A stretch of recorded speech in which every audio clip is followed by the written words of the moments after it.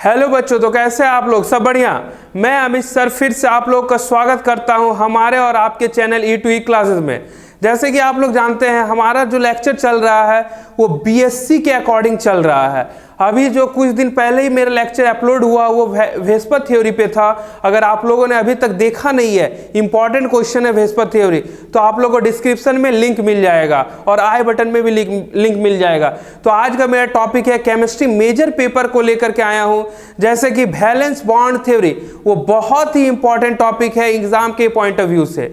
ये बोले तो VVI टाइप का इंपॉर्टेंट है। कौन सा? जैसे VVI होता है ना, इस टाइप का इंपॉर्टेंट टॉपिक है।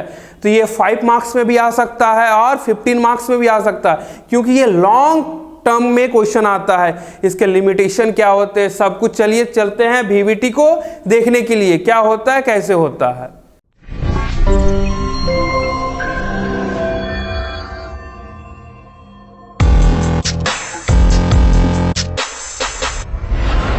जैसे कि लेक्चर चल रहा था वैलेंस बॉन्ड थ्योरी, क्या होता है वैलेंस बॉन्ड थ्योरी, कैसे होता है ओवरलैपिंग।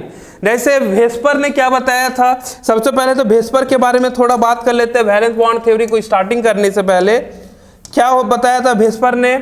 वेस्पर ने बताया था एक एटम दूसरे एटम से मिल करके क्या बनाएंगे, मॉलिक्यूल बनाएंगे। क्या बनाएंगे? मॉलिक्यूल बनाएंगे। यहां पर कोवैलेंट बॉन्डिंग भी आ रहा था, शेयरिंग ऑफ एटम भी आ रहा था, लेकिन इतना स्ट्रांग बॉन्ड तो बन नहीं रहा था। तो इसी पे बात किए कौन? वेस्पर ने बात नहीं कर सके तो कौन बात किए? Valence bond theory. उन्होंने बोला एटम ऐसे तो बनते तो जरूर है, लेकिन ओवरलैप नहीं होता है। जब तक आप किसी भी ऑर्बिटल में ओवरलैप नहीं करवाएंगे तो मजबूत कहां से बनेगा? तो स्ट्रांग नहीं हो रहा था। वेस्पर तो क्या बता रहा था? बॉन्डिंग से शेयरिंग ऑफ एटम बता रहा था, शेयरिंग ऑफ इलेक्ट्रॉन से आपको समझा दिया। लेकिन इसमें VVT क्या बताया? जब तक ओवरलैप नहीं होगा कोई भी मॉलिक्यूल स्ट्रॉन्गेस्ट बॉन्ड नहीं होगा। जैसे आप लोग ही जानते हैं, कोई रस्सी को अगर हम लोग क्या करते हैं, अगर ब्रेक करके तोड़ने के बाद इसको बांधते हैं तो क्या होता है, इसमें गांठ पड़ जाता है ना, इसको खुलने में इजी रहता है। और इसी को तरह से इस रस्सी को बहुत सारा गांठ बांध देते तो क्या होता है, वो स्ट्रॉन्गेस्ट बॉन्ड में आ जाएगा।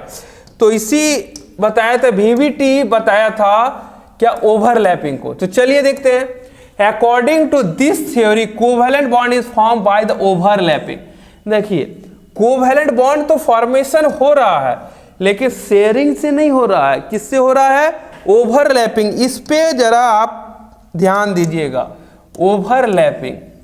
ठीक है, हम बताएंगे ओवरलैपिंग क्या होता है। ऑफ द एटॉमिक ऑर्बिटल और of A proper energy and proper symmetry.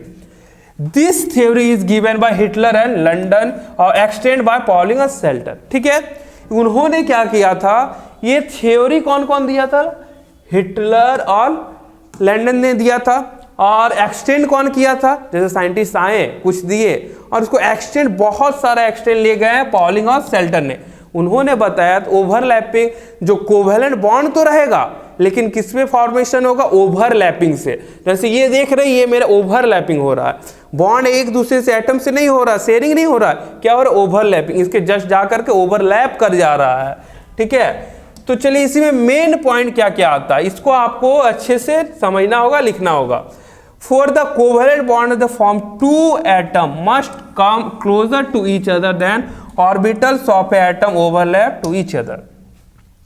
मतलब मान के चलिए कोई एटम है, ये भी एक एटम है। ठीक है, ये एटम A हो गया, ये एटम B हो गया। ये दूर दूर तक रहेगा तो कुछ ओवरलैपिंग आएगा क्या? जब तक यहां क्लोजर नहीं आएगा, देखिए दिख रहा आप लोग को, जब तक ये आपस में क्लोज नहीं होगा तब तक ओवरलैपिंग का कंसेप्ट नहीं आएगा। ठीक है, इसी को बोलते हैं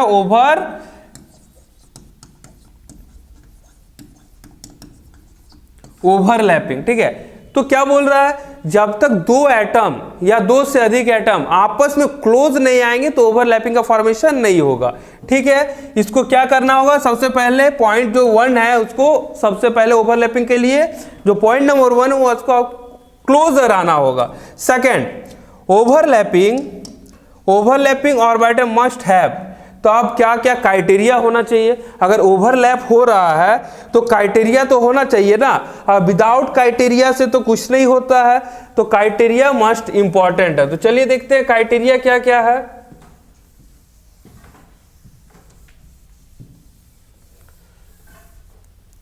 नंबर 2 में half field nature that the must have unpaired electron, अगर किसी का पेयरिंग हो ही जाएगा तो वो, जैसे बोला जाता है ना, अभी क्या बोलता है, अगर आप लोग क्या बोलते, शादीशुदा है तो वो तो पेयरिंग तो होगा नहीं, अगर सिंगल है तो ही पेयरिंग हो सकता है। तो आपके पास वैकेंट ऑर्बिटल होना चाहिए।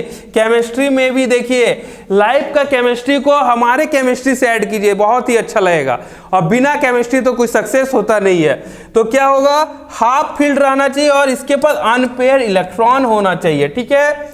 Number 2, electron have only spin, अगर उसके पास अगर डबल स्पिन शो कर जाएगा तो इसका तो जरूरत ही नहीं पड़ेगा ओवरलैपिंग का, इसके पास क्या रहना चाहिए, एक ही स्पिन, चाहे आइदर क्लॉकवाइज और आइदर एंटी क्लॉकवाइज, कोई एक स्पिन रहना चाहिए।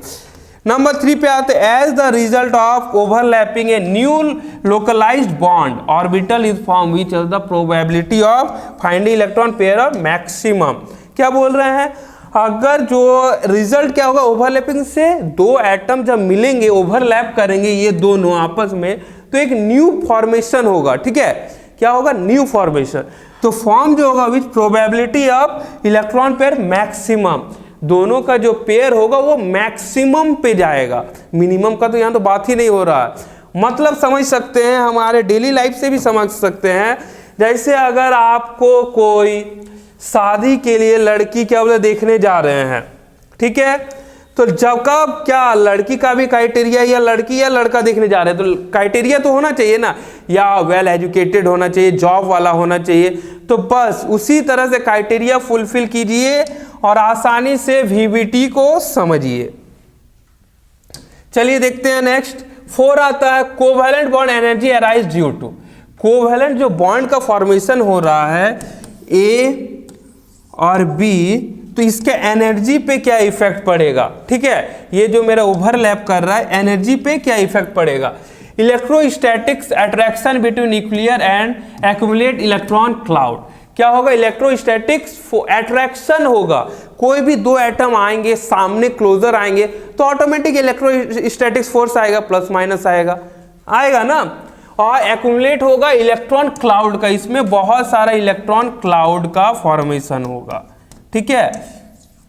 अब आता cancellation and attraction between spin and anti spin, और यहां पर क्या हो जाएगा, एंटी स्पिन और स्पिन का कैंसलेशन हो जाएगा अट्रैक्शन में। क्यों, आगे बात करते हैं। Greater is the overlapping, laser will be the bond length. देखिए, जितना बड़ा ओवरलैपिंग होगा, जितना बड़ा ओवरलैपिंग होगा उसमें बॉन्ड लेंथ क्या होगा, मेरा लेसर होगा। मतलब अगर ओवरलैपिंग इतना बड़ा है तो बॉन्ड लेंथ मेरा छोटा डिक्रीज होगा। Clear, more will be the attraction and more will be the bond energy, जितना अच्छा से अट्रैक्ट करेगा कोई उतना अच्छा से बॉन्ड एनर्जी बढ़ेगा, ठीक है। And stability of the bond is more, अगर आपके पास कैपेसिटी है अट्रैक्शन का, अट्रैक्शन अगर इलेक्ट्रॉन कर रहा है, इलेक्ट्रॉन क्या कर, एक इलेक्ट्रॉन को आपस में बहुत ही अच्छा अट्रैक्ट कर ले रहा है, तो इसके पास क्लोजर होने का चांसेस अधिक रहेगा ना। अगर स्टेबिलिटी, तब क्लोजर जितना रहेगा तो स्टेबिलिटी हाई होगा। इससे आपका कितना कितना क्वेश्चन क्लियर हो गया। देखिए क्वेश्चन का बात करते हैं, अगर देखिए, अगर greater will overlapping laser will the bond length, अगर बहुत अधिक ओवरलैप हो जाएगा तो बॉन्ड लेंथ घट जाएगा। More will be the attraction and more will be the bond energy, जितना अट्रैक्शन अच्छा होगा उतना क्या होगा, बॉन्ड एनर्जी हाई जाएगा। एंड जैसे बॉन्ड एनर्जी हाई गया तो स्टेबिलिटी ऑटोमेटिक आपका बढ़ जाएगा। मतलब bond energy directly proportional to stability, और bond attraction, more attraction is directly proportional to bond energy, ठीक है। ये समझ में आ रहा है, यहां तक हो गया। चलिए अब आते हैं इसके मेन पॉइंट्स पे, क्या क्या मेन पॉइंट्स है, कैसे आपको इफेक्ट करेगा ये वीवीटी, ठीक है। अब इसके जो मेन पॉइंट है, सेल कौन कौन एक्सटेंड किया था, यहां तक कौन बात किया था, जो हम बोले यहां तो हिटलर और लंदन ने बात किया था। अब यहां से आता पॉलिंग और सेल्टर रोल, इसको आपको लिखना ही होगा, ठीक है। The extension of overlapping depends on, वो तो बता दे ओवरलैपिंग होगा, कैसे ओवरलैपिंग होगा अब इन्होंने एक्सप्लेन किया था। Nature of orbital involve in overlapping, बार बार ये डायग्राम हम दिखा रहे हैं। ये हो गया ओवरलैपिंग, ठीक है, ये हो गया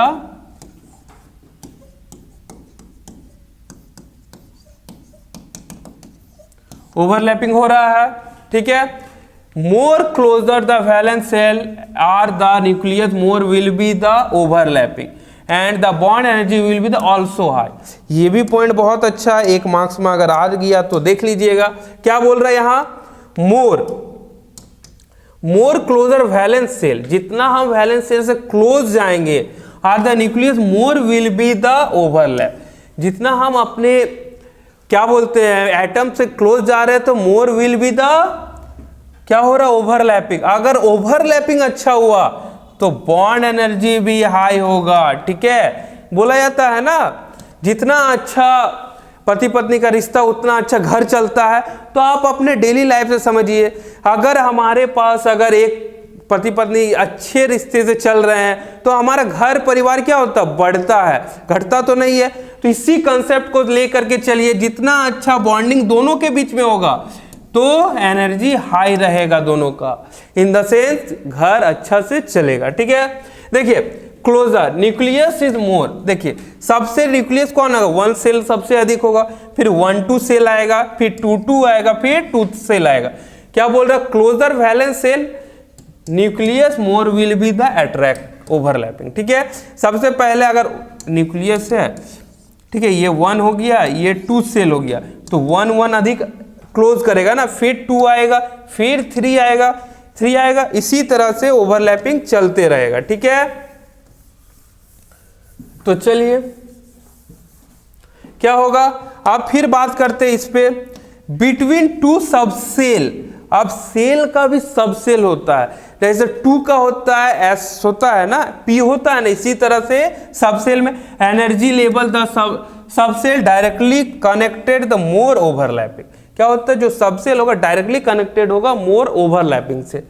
तो 2P अधिक स्ट्रांग होगा, 2S देन 2S2L, ठीक है, यहाँ 2P 2S हो जाएगा, ठीक है, अधिक स्ट्रांग होगा, ये समझ लिए।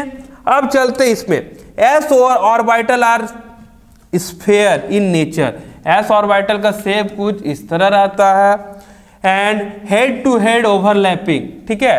हेड टू हेड मतलब आपका हेड एक स्फीयर है, आप इमेजिन कीजिए आपका हेड क्या है, स्फीयर है। अगर 2 हेड टकराएगा तो कैसा ओवरलैपिंग होगा, हेड टू हेड होगा ना।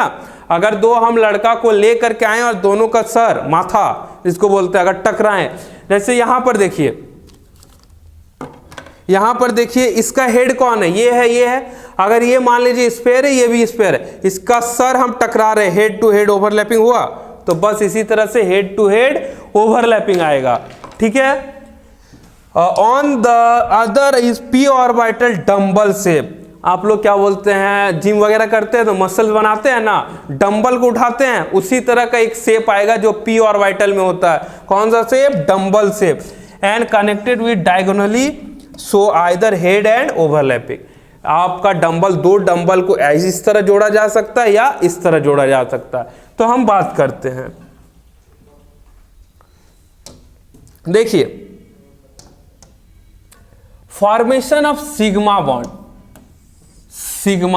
सिग्मा रूल आता है ना फॉर्मेशन में, तो SS फॉर्मेशन का हम बार बार बोल रहे हैं। देखिए इसका स्फीयर है, इसका भी स्फीयर है, देखिए स्पिन एंटी स्पिन है, क्या clock by anti clock by, दोनों का जो बॉन्ड फॉर्मेशन हो रहा है यहां देखिए ओवरलैपिंग से हो रहा है। इसी बॉन्ड को क्या बोलते हैं हम, सिग्मा बॉन्ड, SS ओवरलैपिंग, ठीक है। इसी बॉन्ड को अगर 2 एटम A B क्लोजर आ रहा है, AB बना रहा है, तो इसी को क्या बोलते हैं, सिग्मा बॉन्ड।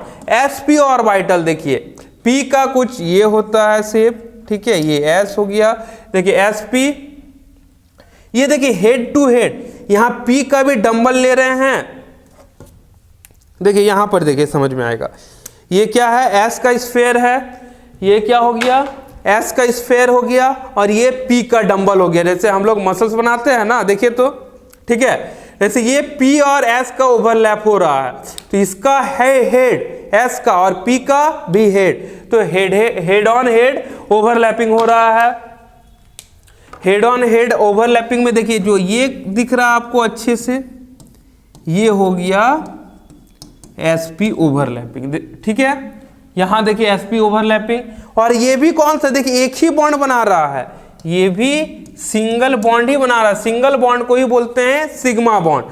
अब आते हैं पीपी में दो टाइप का बोले थे, ठीक है, कौन सा, वो पीपी नहीं, हॉर्न वाला पीपी नहीं, यहाँ पीपी, ठीक है, एक हेड ऑन हेड और डंबल साइड वाइज, ठीक है। तो यहां पर भी देखिए हेड है, ये इसका हेड है, इसका भी हेड है, दोनों का जब हेड मिल रहा है तो क्या बना रहा है, सिग्मा बॉन्ड का फॉर्मेशन। कौन सा, सिग्मा बॉन्ड का फॉर्मेशन कर रहा। तो क्या समझ में, एसएस ऑर्बिटल में सिग्मा बॉन्ड होता है, एसपी में सिग्मा बॉन्ड होता है, ठीक है, और पीपी में भी एक तो सिग्मा होता है और एक पाई होता है। तो चलिए हम पाई के बारे में बात करते हैं। देखिए पाई बॉन्ड को कुछ इस तरह से ओवरलैपिंग होगा। पाई बॉन्ड को समझाने से पहले हम सिग्मा पे ही बात कर लेते हैं, फिर आपको पाई की ओर लेके चलते हैं। कौन सा पाई, कौन सा पाई, ये पाई क्या 22/7, ये ऐसा नहीं है, यहां अलग पाई बॉन्ड बनता है। डबल बॉन्ड को हम पाई बॉन्ड बोलते हैं, इसको हम पाई बॉन्ड बोलते हैं, ठीक है। तो देखिए the covalent bond form due to overlapping of atomic orbital along the internuclear axis is called sigma bond. जो कोवेलेंट बॉन्ड का फॉर्मेशन हो रहा ओवरलैपिंग से ऑर्बिटल अलोंग इंटरन्यूक्लियर, मतलब एक न्यूक्लियर दूसरे न्यूक्लियर से जुड़ रहा है तो ही क्या हो रहा है, सिग्मा बॉन्ड का फॉर्मेशन हो रहा है। अगर एक न्यूक्लियर दूसरे न्यूक्लियर से जुड़ रहा है तो सिग्मा बॉन्ड का फॉर्मेशन हो रहा है, ठीक है। It is the strongest bond the spherical or dumbbell around the internuclear axis at the electron at the have zero orbital angular momentum about axis। मतलब ये बहुत ही अधिक स्ट्रॉन्गेस्ट होता है। आप मान के चलिए एक यहां से किए हैं, ठीक है, बहुत स्ट्रांग। अगर दो आ जाता है तो दो लड़का का हाथ अगर पकड़ के रखते हैं तो टूटने का चांसेस अधिक होता है, ठीक है। तो ये क्या है, अलोंग द एक्सेस पे इसके क्या होता है, इलेक्ट्रॉन है जीरो ऑर्बिटल एंगुलर मोमेंटम, इसके मोमेंटम जीरो रहते हैं और ये बहुत ही स्ट्रॉन्गेस्ट बॉन्ड माना जाता है। तो अब बात करते हैं हम आपका पाई बॉन्ड के बारे में। पाई बॉन्ड होता क्या है, चलिए तब देख लेते हैं। देखिए हम बात किए अभी दो डंबल को जोड़ने का, दो डंबल को जोड़ने का। एक डंबल तो हम जोड़ करके दिखाएं किसमें, हेड ऑन हेड में, हाँ सर वाला माथा वाला दिखाएं ना। तो अब देखिए ये मेरा डंबल है, मसल्स बना रहे हैं, ठीक है, मसल्स वैसे बन नहीं रहा अभी, देख लीजिए ये डंबल है, ये इस तरह से ज्वाइंट हो रहा है, ठीक है, इस तरह से। इसी को बोलते हैं साइड वाइज ओवरलैपिंग। क्या बोलते हैं, साइड वाइज ओवरलैपिंग। जैसे ही साइड वाइज ओवरलैपिंग आता है तो फॉर्मेशन देख रहे हैं, यहां पर भी दिख रहा है, तो एक यहां ओवरलैप कर रहा है इस पोजीशन पे और एक यहां, मतलब ये फॉर्मेशन कैसा बना रहा है, पाई बॉन्डिंग का बना रहा है। देखिए तो